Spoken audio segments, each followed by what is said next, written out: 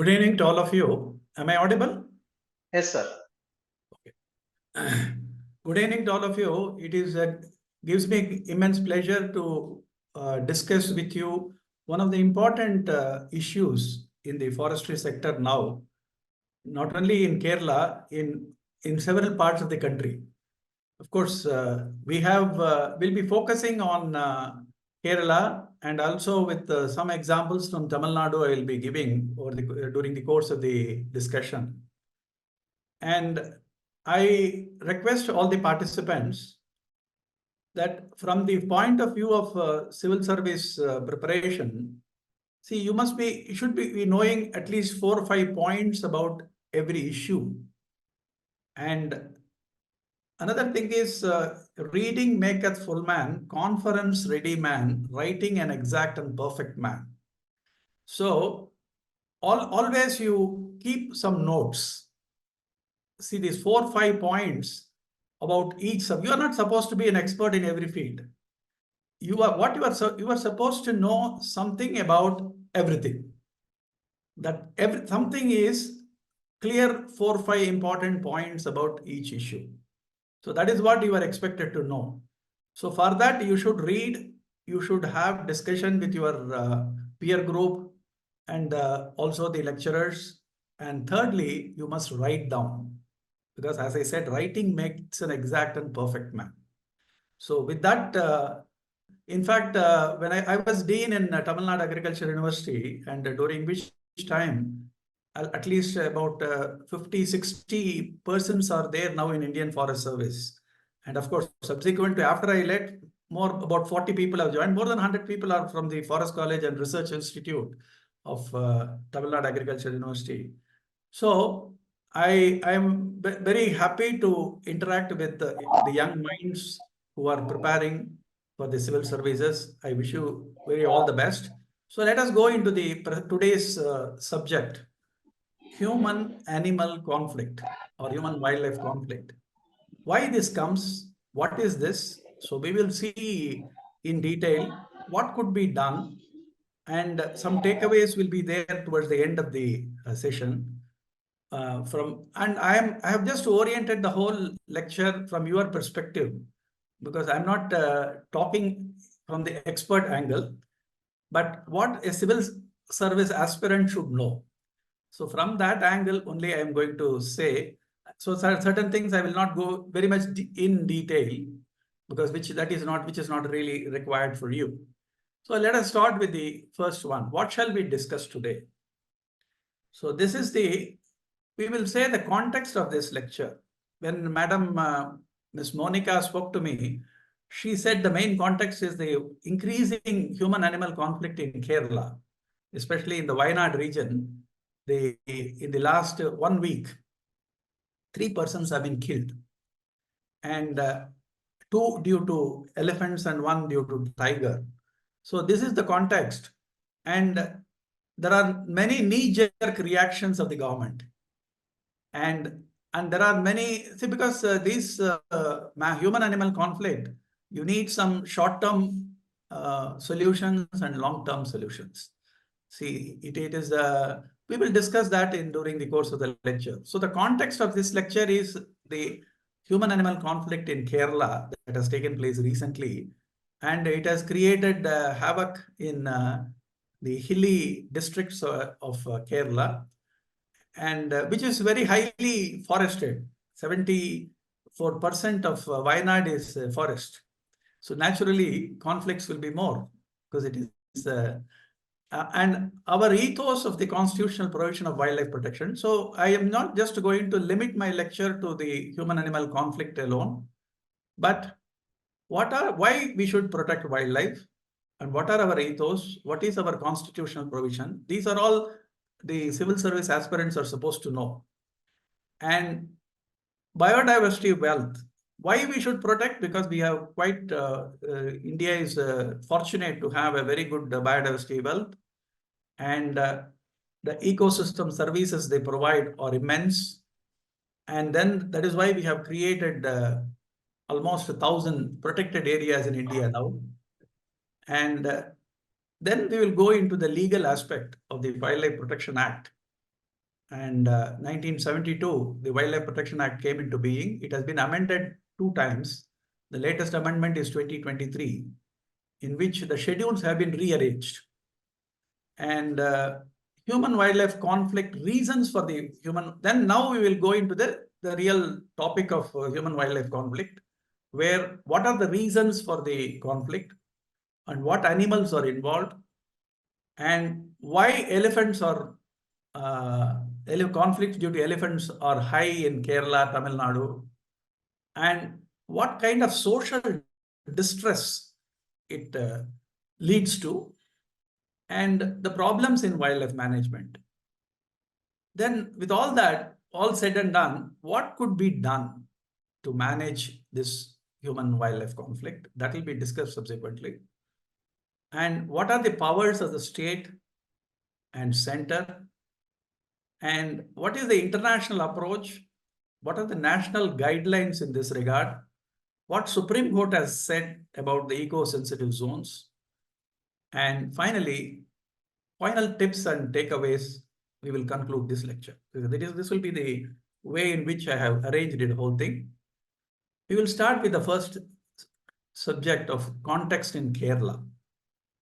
So the Kerala Assembly passed a resolution calling for central government to amend existing wildlife law and the wake of rising human-animal conflict. In fact, they requested the powers of the chief wildlife warden to be delegated to the persons down below so that more easier action can be taken. That is one of the requests.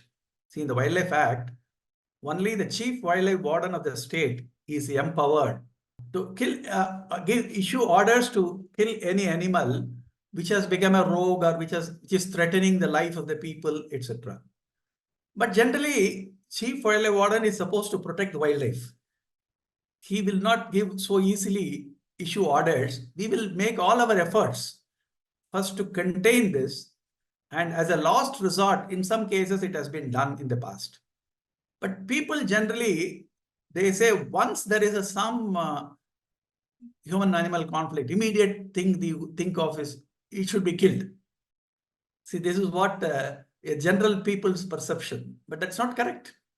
Even when you see a snake, immediately you want to kill the snake. You don't want to capture the snake and let it in its own environment. So it has somehow escaped and come into your house, or it has come into your garden. And snake has got its own role to play. So only thing is, when it encounters us, we have, out of fear, we immediately want to kill it. The same thing is happening with elephants and tiger or leopard.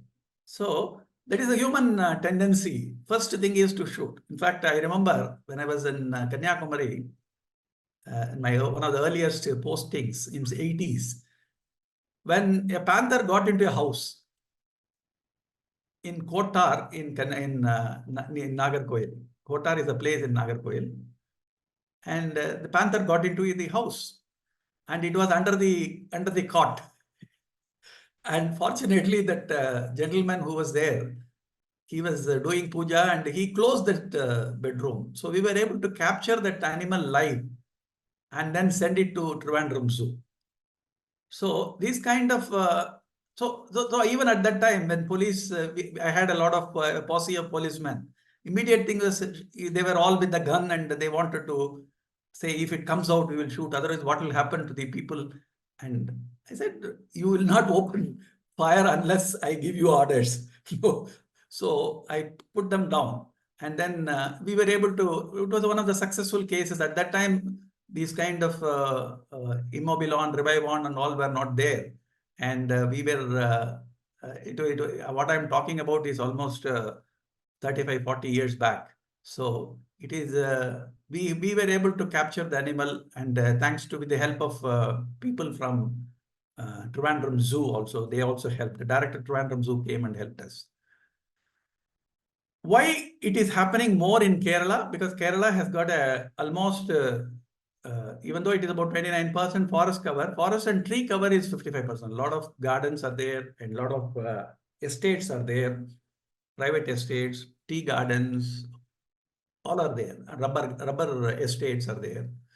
As many as 149 people have been killed and over 1,000 injured in wild animal attacks in Wayanad since 2014. This is a data which has been published recently on 6th in Mongbay. It has come.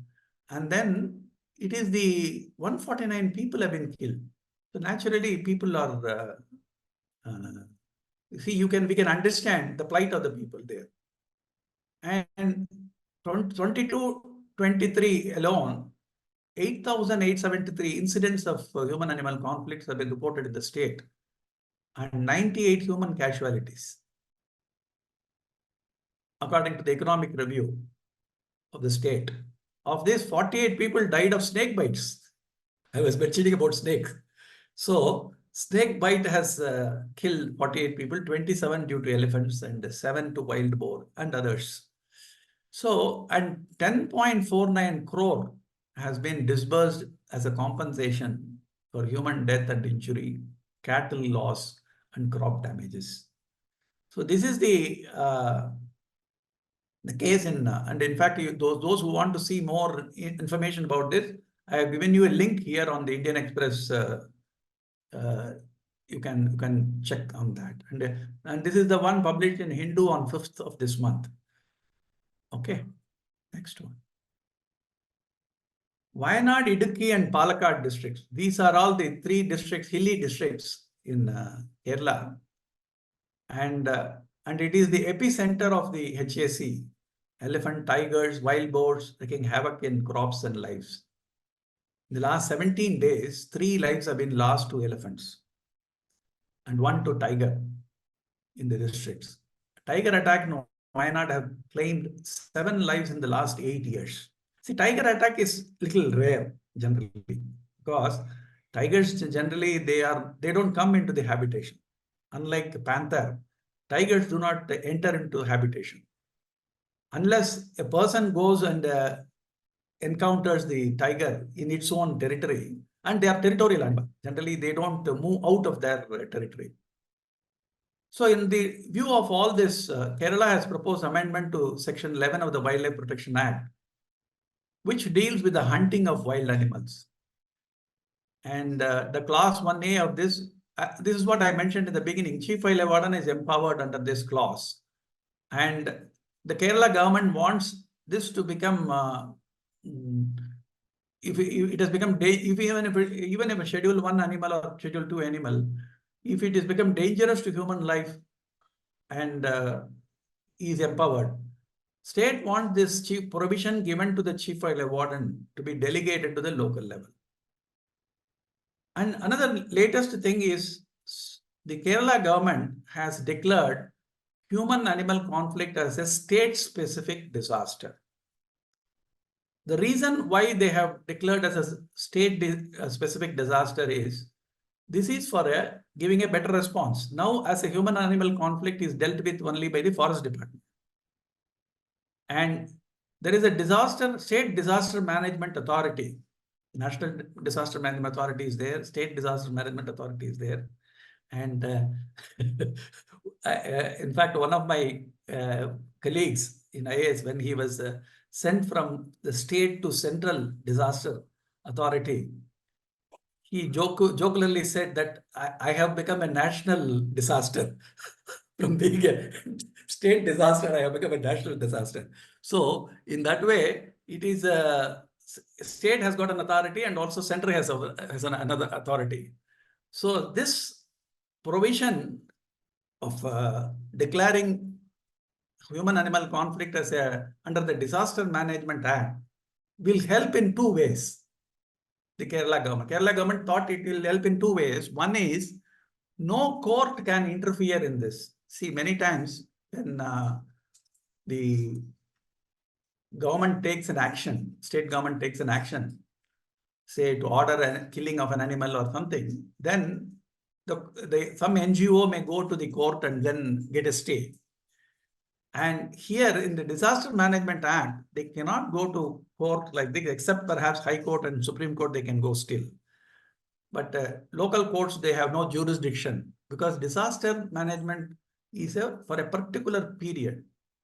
See, when there is a flood, a disaster management act can be invoked. When there is an earthquake, it can be invoked. So it is a specific period only. So this kind of exemption is there. Another one is, once you declare it as a disaster management, the district collector and other people also can come into the action. They can take action. And thirdly, there will be more funding for a disaster than human-animal conflict. So disaster management, there is a specific funding is there. So maybe they can draw from those funds to manage this. So these may be the three reasons why the state government wants this to be declared as a state disaster, HAC as a state disaster.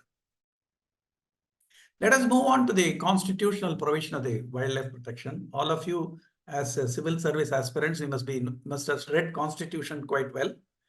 And in the Constitution, there are two provisions, Article 48A, which says the role of the state government in protecting forest and wildlife.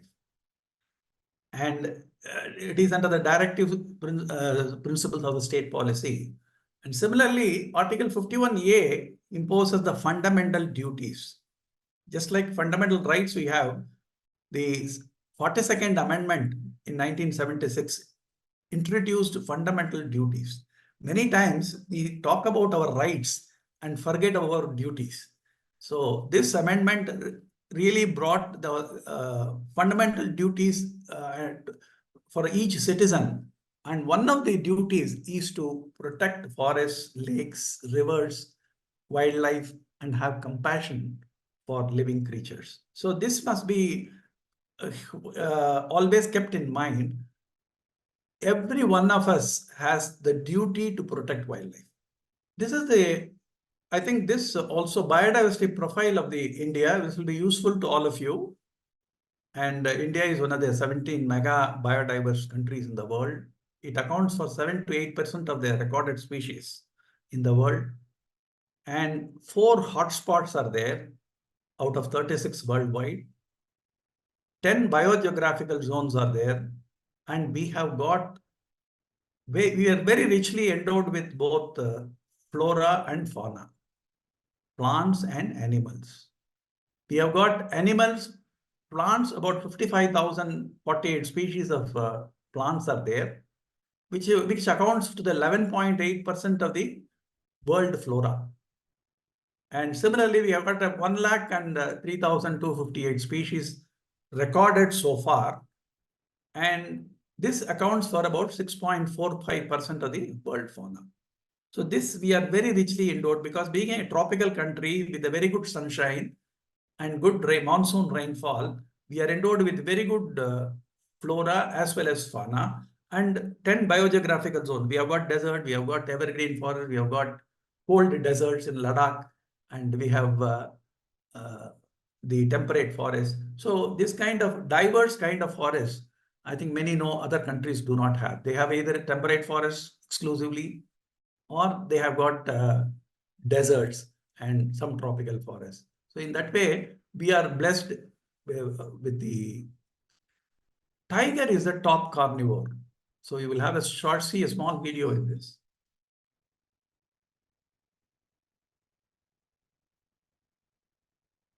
आइए आइए आइए, ले लीजिए लड्डू, खाइए लड्डू, बहुत बहुत बधाई आपको।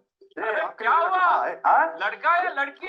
अरे ना लड़का हुआ है ना लड़की, टाइगर हुआ है। ले लीजिए, हाँ इसको पकड़िए। जी हाँ, गुड न्यूज ये है कि महाराष्ट्र के जंगलों में टाइगर की संख्या बढ़ रही है, और उसका श्रेय जाना चाहिए इन टाइगर्स, क्योंकि ये उन टाइगर्स की रक्षा करते हैं शिकारियों से। बधाई हो, टाइगर हुआ है। आइए ना देखने। This is prepared by the Maharashtra Forest Department, in which Amitabh Bachchan promoted the tiger conservation. Why tiger is conserved? We have got about 53 Project Tiger areas in India now, and we have got 4 in Tamil Nadu. So, because it is a top carnivore, once you protect tiger, And if it is in a healthy condition, it means that entire ecosystem is in good shape.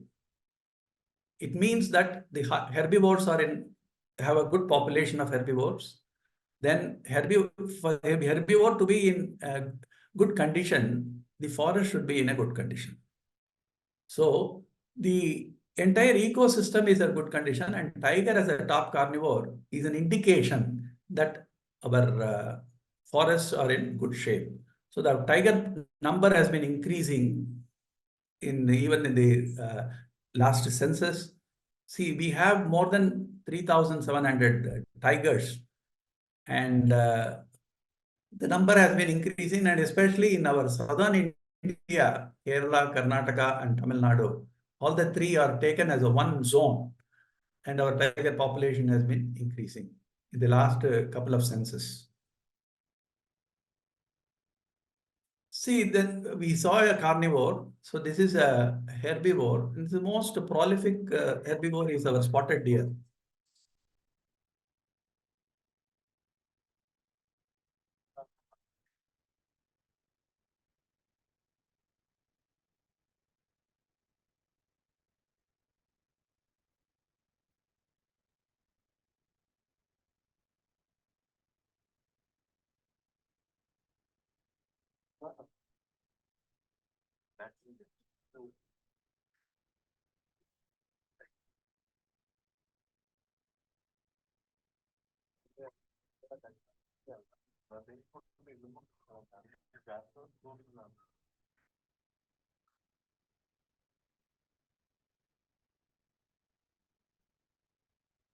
And our population of this spotted deer, then your black buck, and similarly your population of panther. Recently, there a panther survey was done, and we have got about 15,000 panthers.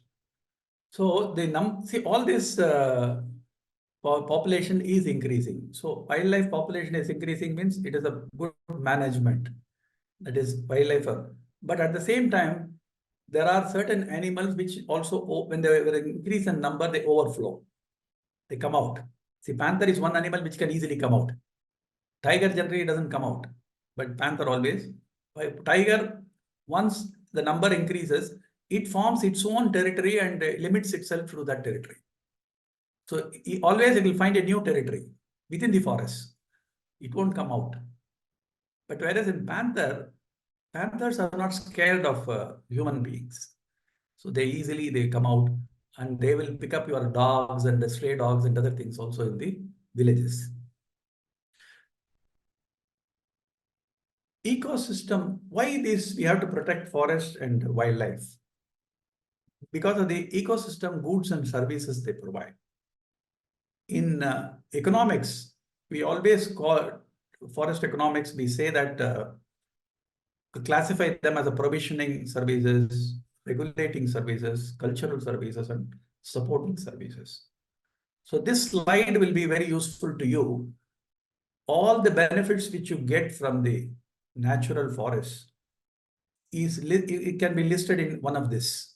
Provisioning like food, fiber, fuel, genetics, biochemicals, fresh water, or regulating services like protecting the soil, pollination, climate regulation, and then erosion regulation, water purification. Similarly, cultural services like spiritual and religious values, and knowledge system, education, inspiration, recreation, ecotourism, and all now becoming popular because of the recreation and aesthetic value. And supporting services, the primary productivity. The entire our earth depends on the primary productivity of the plants. Without the primary productivity and photosynthesis of the plants, we will not be able to live.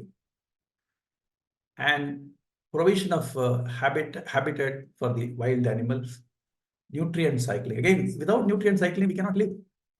The nutrient cycles like carbon cycle, nitrogen cycle, oxygen cycle, phosphorus cycle, all these cycles are taking place every day in the nature.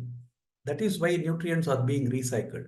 Many of you must have read about how nitrogen cycle, nitrification bacteria, then denitrifying bacteria, nitrogen fixing bacteria, all of them play a role. Microbes, they play a role. And soil formation. See, all our topsoils, it takes 200 years to form. We are just wasting our topsoil many times. Because of the erosion, all these topsoils are coming out of the hills. But this topsoil to form, it takes 200 years. And production of atmospheric oxygen and water cycling. Without water purification, water conservation, and water cycling also done by these forests. Then we come, because of we have how rich we are in biodiversity, we have seen, and how they are important, we have seen, what kind of services they provide, goods and services they provide, we have seen. Now, in order to conserve this natural wildlife, we have got sanctuaries, national parks, and conservation reserves, community reserves. All of them together, they are called as protected areas, PAs.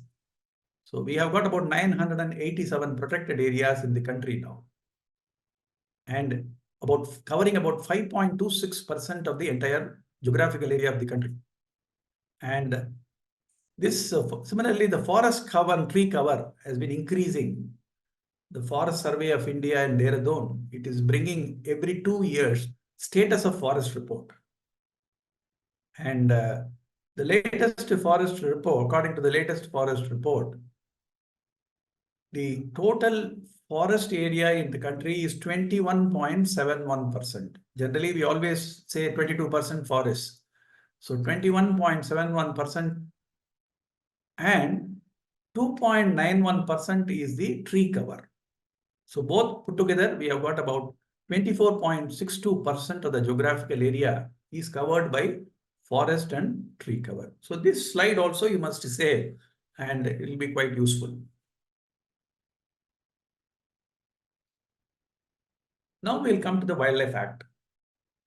1972, the Wildlife Act was formulated and passed by the Parliament in order to protect wildlife. Wildlife are threatened by habitat destruction, degradation, fragmentation, overexploitation of the habitat resources, hunting, poaching, climate change, and pollution.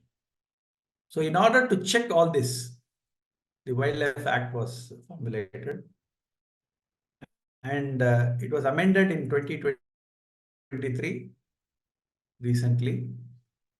And India is a party to the CITES, the International Convention of Endangered Species and Wild Fauna and Flora. And the Act, in fact, because we are signatory to the CITES, in the recent amendment, they have included so many species, flora, fauna have been included. Because in any trade of these species, international trade will have to be covered. So that is why, compared to the original Act, the Amendment Act includes too many species. And the Act provides for the formation of wildlife sanctuaries, national parks, and also National Board of Wildlife and State Board of Wildlife. National Board of Wildlife is the apex body at the national level, which is chaired by the Prime Minister of India. Similarly, State Board of Wildlife at the state is chaired by the Chief Minister of the state. And any area for diversion of the land and for the development purpose will have to pass through a State Board of Wildlife as well as National Board of Wildlife. And it also gives the powers of the Chief Wildlife Warden, and Deputy Conservator of Forests to book cases, and how to the formation of the sanctuaries and national parks, the do's and don'ts you are supposed to do in the sanctuaries and national parks. As all of you are aware that compared to sanctuaries, national park, the regulation is more strict and more stringent. The Wildlife Act itself is more stringent than the Forest Act. The reason is, in Forest Act, abatement is not an offense. But in Wildlife Act, abatement is an offense. See, I don't know how many of you have seen the web serial Poacher in Prime. And this, it explains how from Kerala, the tusks which are taken from the Kerala reaches Delhi and how they are able to arrest people in Delhi. So that is possible because of the provision of the Act. The Act empowers them, abatement is an offense. So a person who is purchasing tusk in Delhi can also be booked. He need not be in the forest area seen. But if he possesses tusk and he is not able to explain how he got it, then he can be booked. Forest and wildlife are under concurrent list. So the powers, initially they were only in a state subject. 1976 only they were again made into the concurrent list. In the concurrent list, the powers are again with the central government as well as state. Policy, law, regulations are made by the central government. But actual implementation is done by the state government. So that state government has got, as far as the human-animal conflict, it is the responsibility of the state government to face this problem and control this. And Chief Wildlife Warden, as I already said, is the authority of the state government who has got all the powers and who has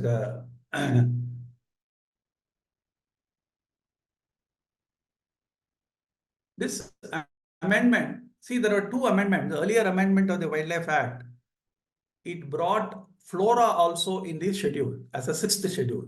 Initially, flora was not there. So flora was this sixth schedule. But the recent amendment of 2023 has reduced the number of schedules from 6 to 3. What they have done is this schedule 1 and schedule 2, they have combined. This is the original one. Original act, this schedule 1, schedule 2, schedule 3 and 4, schedule 5, schedule 6. So I have given you in a same color to show that this and this schedule 1, schedule 2 have been combined in 2023. Schedule 3 and schedule 4 have been combined. Schedule 5 has been deleted. There are no vermins. Schedule 5 earlier used to have vermins, which can be hunted, but that has been deleted. And schedule 6 lists almost 1,000 species of plants, which are endangered, and so that gives you the, so 1, 2, 3. 3 schedules only are there now.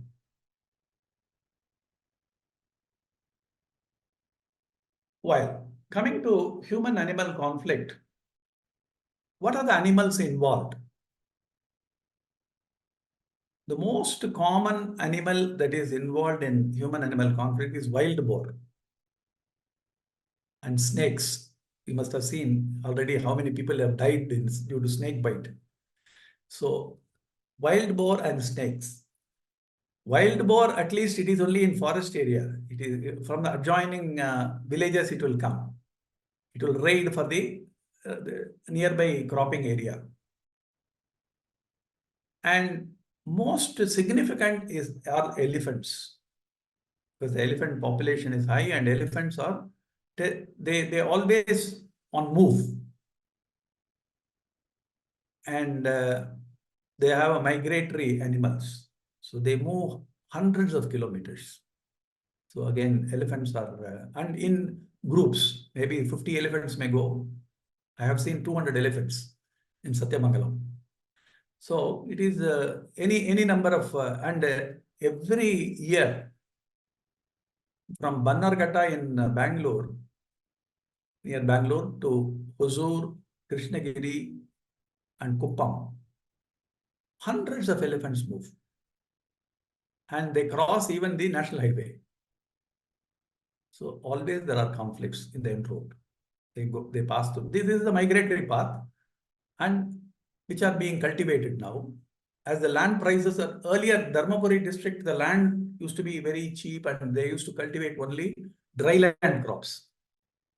And now they are going for cash crops.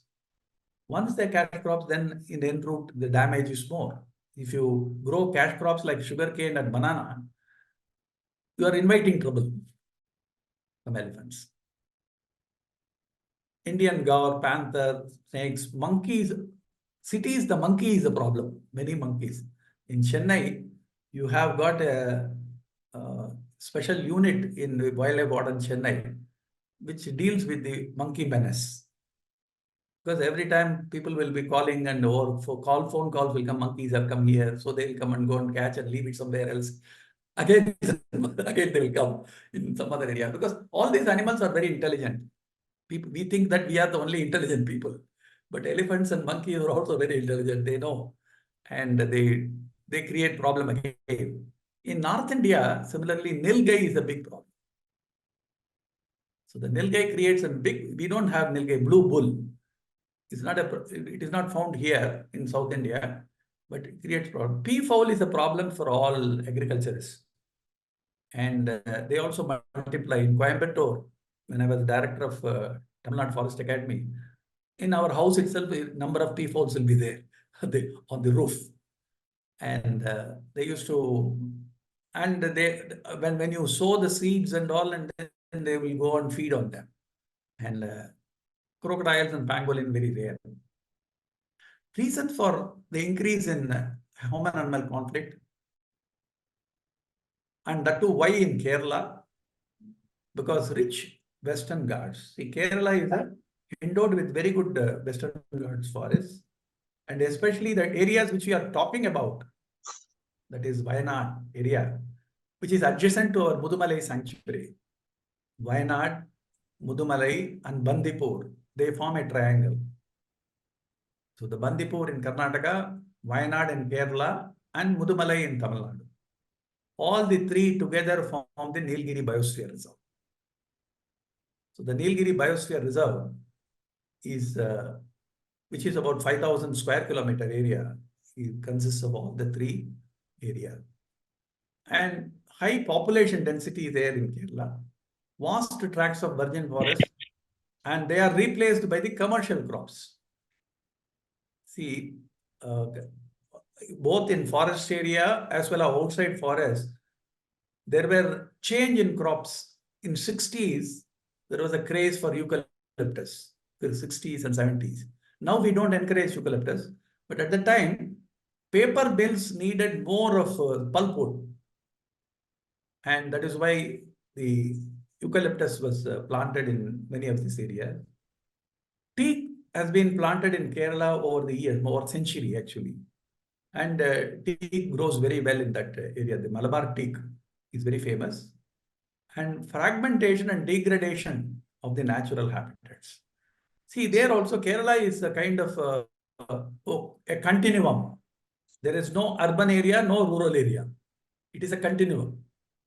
You go to in between, see, Cochin and Trivandrum, or Cochin and Thrissur.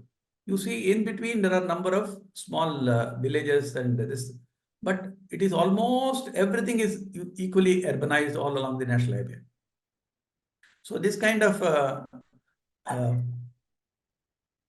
development in and with high density of population, naturally the conflicts are more. Invasive species such as lantana. See, the lantana creates a problem because it does not allow the other grass, fodder grass of the which elephants are fond of, to grow.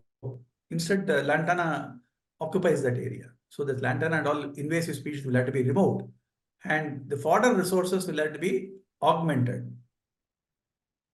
Then you have the forest interspersed with villages. So in a hilly area, especially in Palgad, then Wayanad, it is the village and forest, you cannot distinguish. They are all interspersed with each other. So this is why the human-animal conflicts are more in Kerala. And in Tamil Nadu, if you take a similarly, the human-animal conflict is more in the western zone. If you take Coimbatore, Erode, Satyamangalam, Mettupalayam, and Annamalai, in this area, the conflicts are more, and due to elephants, because they have got number of elephant migratory paths in this area in which in the last 2-3 decades, too many developments have taken place. And universities have come, colleges have come, and so many developments have taken place, which is leading to conflicts. Same thing in the Krishnagiri, Dharmapuri, Hosur, this area also, I told you already, the conflicts are more because of the elephants coming from Bannerghatta.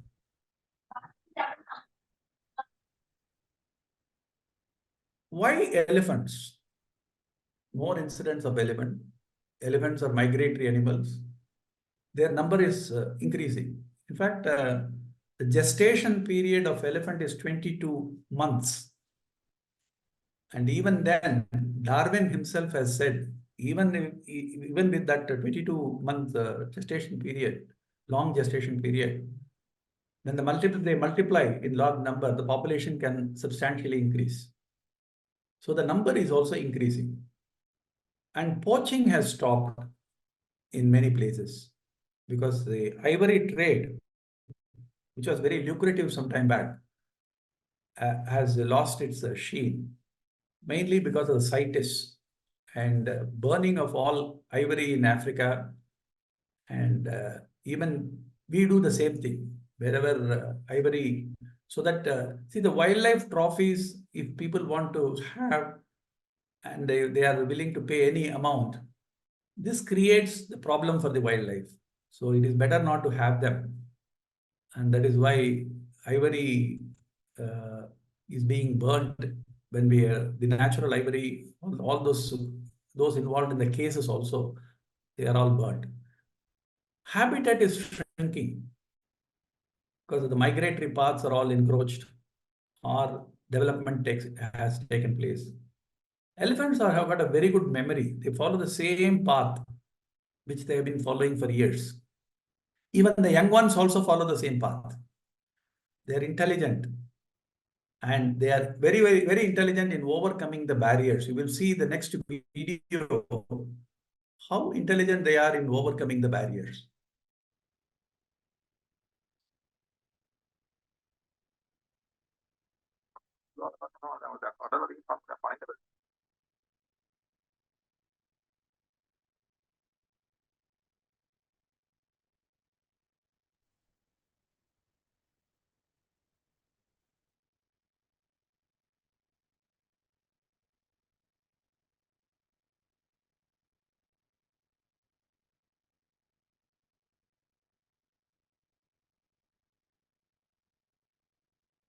See, this is a power fence, solar power fence. So the elephant is testing whether it is giving a shock or not.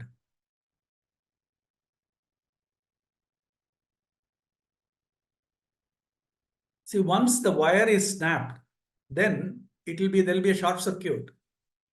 Then it will be no longer lethal. Generally, the male elephant use the tusk for this purpose. Tusk is a non-conductor.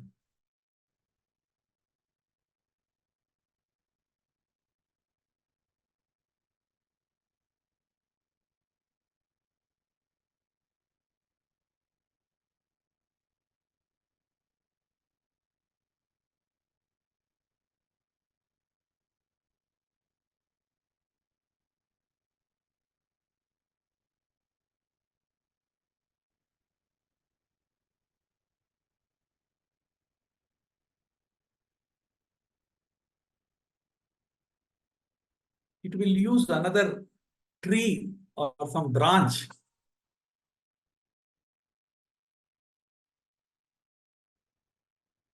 Like again, wood is a non-conductor. So it will use the wood or a tree, and then it will be able to move.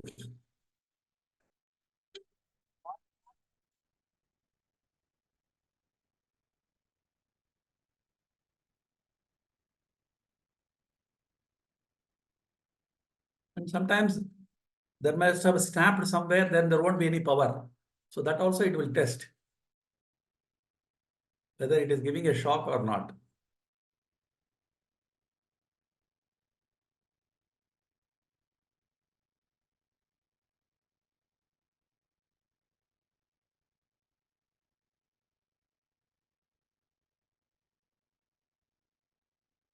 See, just like we think, various options that are available, the elephant also thinks how to overcome this barrier.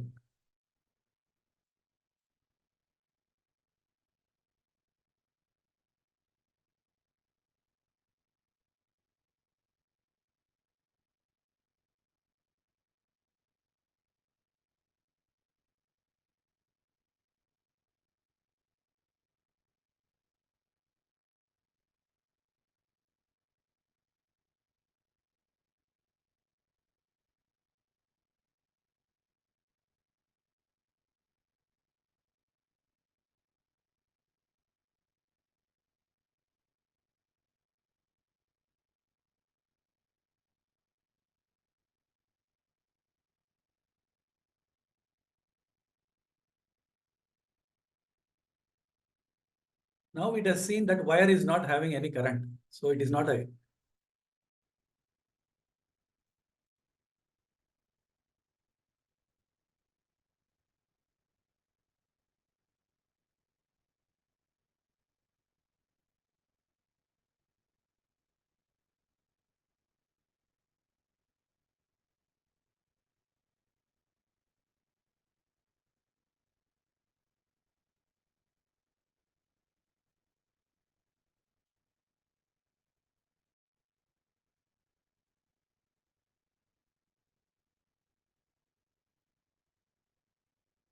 Well, so this is just to show you how intelligent the elephants are in overcoming whatever barrier we put.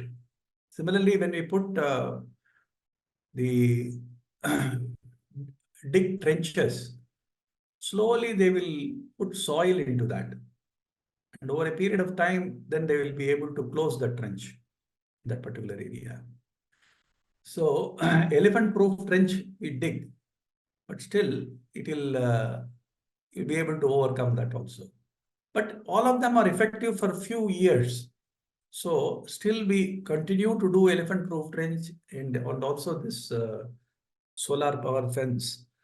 But maintenance is a key. In all these things, it is not that just 1 year you do dig EPT or just 1 year you put the solar power fence. You have to be constantly maintaining it. Then only it will be successful. Social distress due to HAC is people are all seriously affected. As I told you, they are losing their property, they are losing their crops, they are losing their animals, and they are losing their life. So the damage to life and property is very significant, and it is devastating on agriculture and livestock. Especially it affects the poor people, people who are at the grassroots level, especially workers in the tea estates. They encounter more elephants. Tribals. In fact, a few days back in Kerala, the person died she is the wife of the tribal leader of that village. And forest frontline staff. See, many of our officers and staff have also died. One Mr. Manikandan of Karnataka cadre, he was a conservator, he was killed by an elephant. He died about 6-7 years back. And the livelihood is affected because of the threat, See, in forested villages, children will have to go to school. So they have to cross the forest area to go to school. Then all the workers will have to cross the forest to go to their workplace. So when human-animal conflict takes place like this, the normal life is affected. The children's education is affected. Livelihood is affected. But many times, the animals are also scared of us. Just like we are scared of animals. Animals are also equally scared of us. Generally, they don't come and disturb us unless we go and disturb them. In many times, I have seen in Nilgiris, the encounter is a surprise encounter. The fellow would have gone to attend to a nature call and then come back. Suddenly, he will see the elephant. And elephant is also scared, seeing a person at the odd time. And this kind of encounters take place. In the problems of wildlife management is, we have to manage wildlife to conserve them for the posterity, and at the same time, take measures to control these conflicts. We do not control wildlife population as such now. See, there is no neutering or there is no culling. The concept of culling is there only in American method of management of wildlife. See, we follow British way of wildlife management because we were a British colony earlier. We follow the British, and in that there is no culling. No animal is removed. But in American, in similarly in South Africa and some of the African states also, they follow the culling. But we do not entertain culling because once you start allowing culling, the species will be finished. See, the people, and there are ethical issues behind the neutering an animal. We generally don't do that in also. Well, so this is the most important slide as far as HAC is concerned. All of you must be quite conversant with this. This is what you are expected to answer in when there is a question on HAC. There are two aspects in human-animal conflict management. First of all, human-animal conflict cannot be completely prevented. It can be minimized. You should know that. It cannot be completely prevented. It can be minimized through certain preventive action and also mitigation. Preventive action is what you take beforehand, before the conflict takes place. These preventive actions are creating more protected areas and buffer zones, eco-sensitive zones. So that is so that the habitations are not very close to the wildlife areas. Wildlife areas are protected areas. And if you have a buffer zone between the wildlife area and the village, in fact, in Tamil Nadu, already there used to be a 2-chain buffer zone between RF and the village. See, village will start not close to the forest. The village and RF will have a buffer zone of 2-chain width, which is actually a revenue Porambok land. So Kaadu Porambok, they will be in their Patta in Chitta and all, it will be written as a Kaadu Porambok. Mainly those days they have done this because there should be a buffer area. That buffer area also will become like a natural forest over the years. But it is not a forest area. So even if some transgression takes place, animals, nothing will happen. But what happens is, in some areas, these buffer zones are also cultivated by the villagers. They encroach upon these areas and then they start cultivating. And they will be inviting trouble if they do that. Then provide adequate water holes and fodder development inside forests. See, first of all, the animals come out for water. They may come out for more, compared to whatever fodder they get in forest area. Sugarcane and banana will be much sweeter for the animal. So they come out for that. But if you are able to develop sufficient fodder sources and remove the lantana in that area and create more fodder sources, perhaps they will be more contained. Generally, during rainy season and all, the animals do not come out. But during summer, they come out. So mainly because of they need water.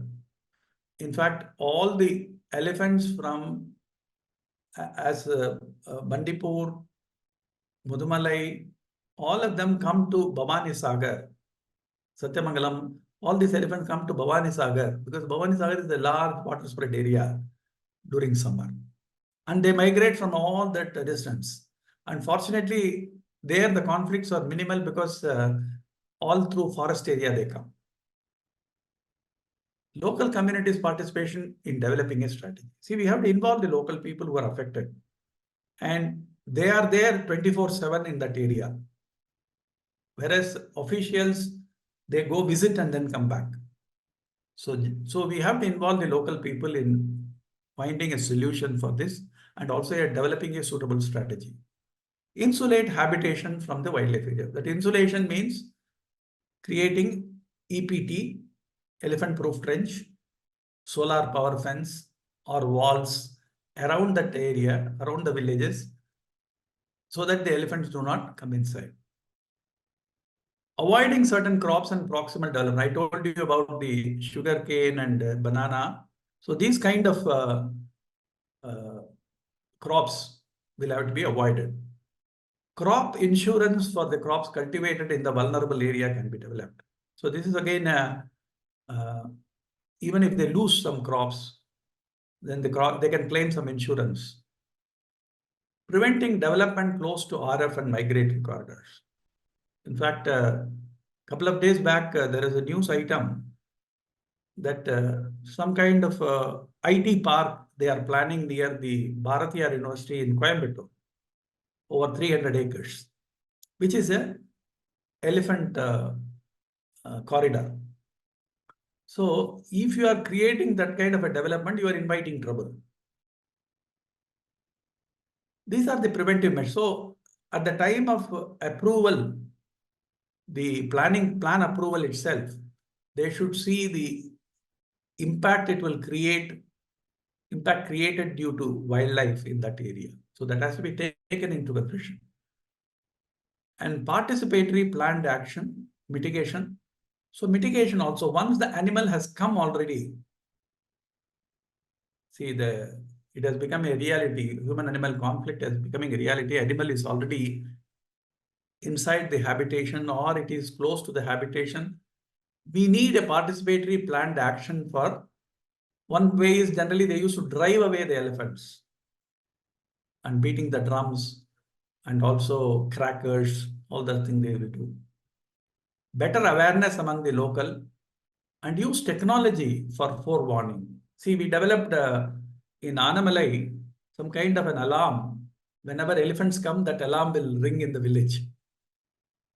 And use of such kind of alarms and use of drones. Now, whatever during the peak season of human-animal conflict, drone survey will be helpful to know in what lat long you have got these animals now and where they are likely to move around.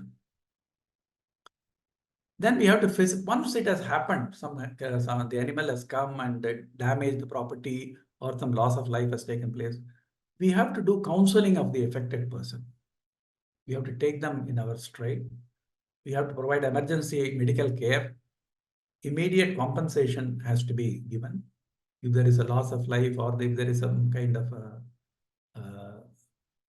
say loss of limb or anything, and then insurance claim for their crop damage. All these things will be the mitigation strategy which can be done.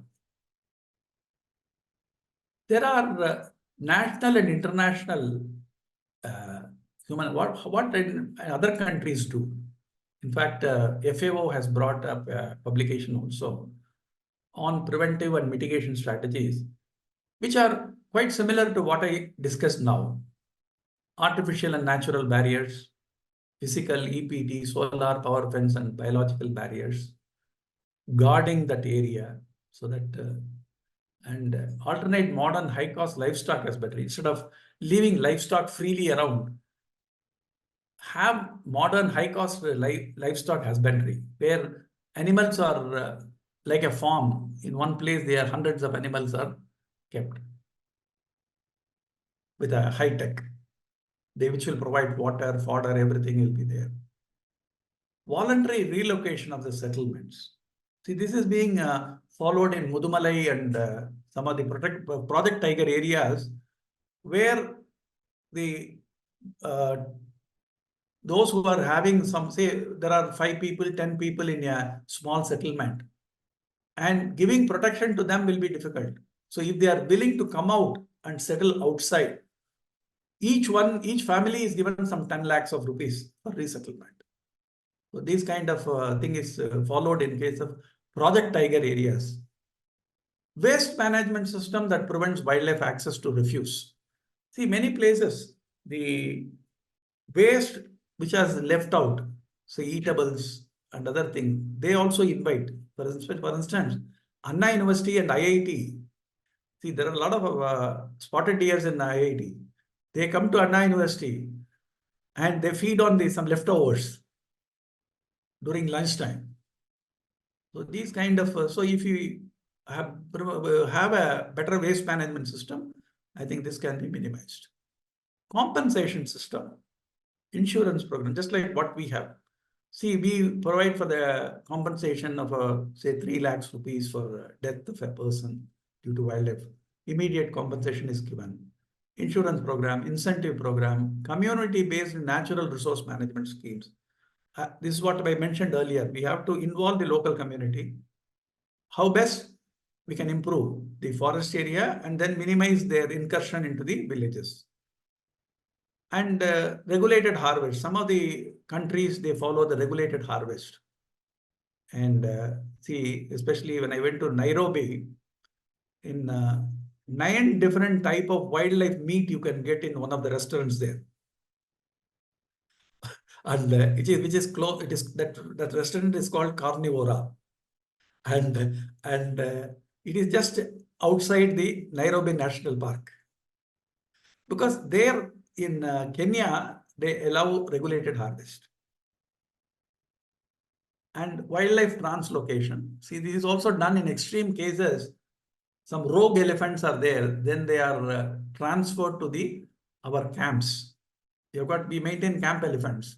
These rogue elephants are transferred to the camps. Well, I think we are coming to the last part. Maybe I will complete it in another 5 minutes, and you can be ready with your questions. This is the National Human Wildlife Conflict Mitigation Strategy and Action Plan, HWCNAP, for 2021 to 2026. Next 5 years, they have developed in 21. And what kind of addressing the drivers of the pressure, managing knowledge and information, facilitating capacity development, training the people to manage this conflict situation, reducing negative impacts of conflict on humans, how to minimize the pressure on people due to HAC, effective engagement of key stakeholders. Forest media cooperation. See, media also has to be managed in this. See, media is a double-edged sword. It can create panic reaction of the people. Instead, they must also be sensitized that this is a wildlife issue. We are trying to our best to manage this. So you should also support. So the media cooperation is very essential. It can go either way. They can create panic and protest. Large kind of protest can come. It will precipitate the whole situation. It is not going to minimize HAC, but it will precipitate the situation. Occupational health and safety, crowd management, medical emergencies, guideline mitigating, human and implement toolkit. The government of India is also developing a toolkit for this, an institutional mechanism for the implementation of HWC. So this is all what we discussed earlier. Same thing has been done, given in the national guidelines. These are the national guidelines also. Priority 1, addressing key drivers, reducing direct pressure, making available information, reducing negative impacts, and effectively implementing national, state, local HWC mitigation. We have to make a plan, maybe at the micro plan at the village level, which are having repeated incursions, so that so once you are expert in managing that, next time when the elephant or any other animal comes, it will be easy for you to manage.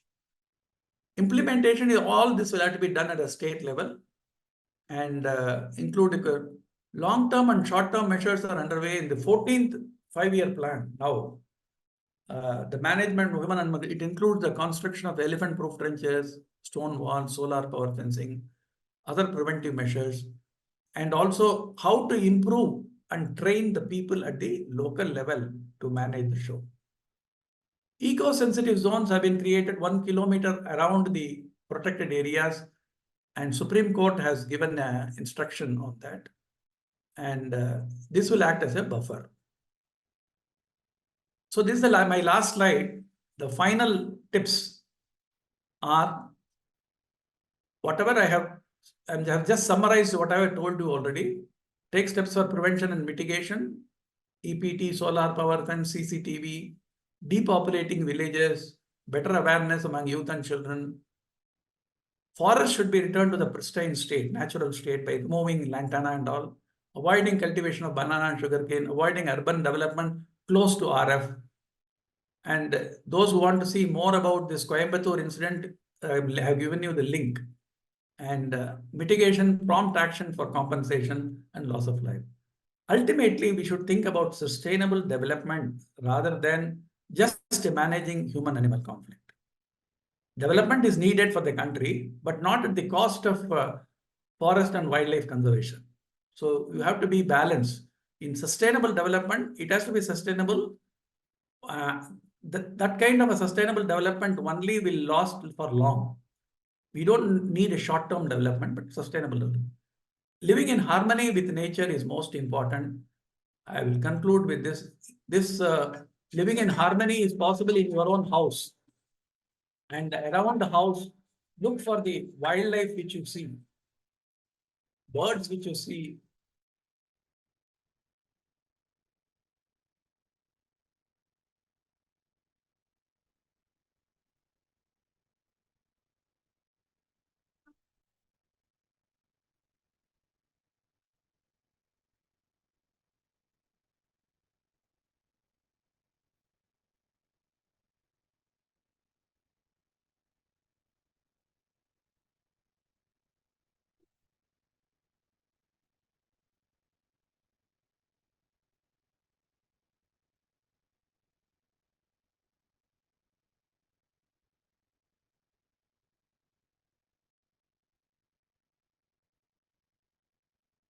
That's all, I think. Thank you.